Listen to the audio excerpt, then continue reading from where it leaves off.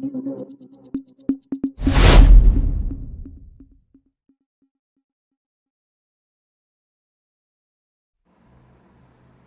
குரல் செய்திகள். புதுச்சேரி திருக்காஞ்சி கிராம பஞ்சாயத்து 100 நாள் வேலைவாய்ப்பு திட்டம் மூலம் பனை விதை நடும் நிகழ்வு நடைபெற்றது.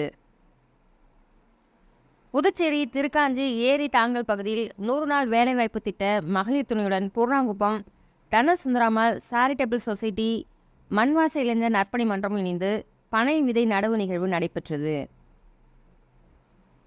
இந்த நிகழ்ச்சிக்கு வட்டார வளர்ச்சி அதிகாரி கார்த்திகேயன், இணை அதிகாரி கலைமதி, பொறியாளர்கள் ராமன், ராமச்சந்திரன், ஆரம்ப சுகாதார நிலைய டாக்டர் தனலட்சுமி, செவிலியர் மகாலட்சுமி மற்றும் அங்கன்வாடி ஆசிரியர் கீதா மற்றும் ஊர் பொதுமக்கள் கலந்து கொண்டனர்.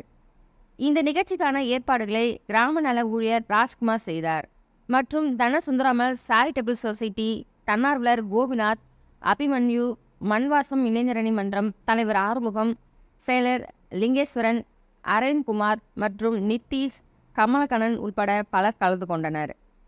இதில் சுமார் 3000 பனை விதைகள் 100 நாள் வேலைவாய்ப்பு திட்ட பணியாளர்கள் கலந்து கொண்டு பனை விதை நடவு செய்தனர். திருக்காஞ்சி கிராம மக்கள், பஞ்சாயத்து நிர்வாகிகள் பங்கு பெற்றனர்.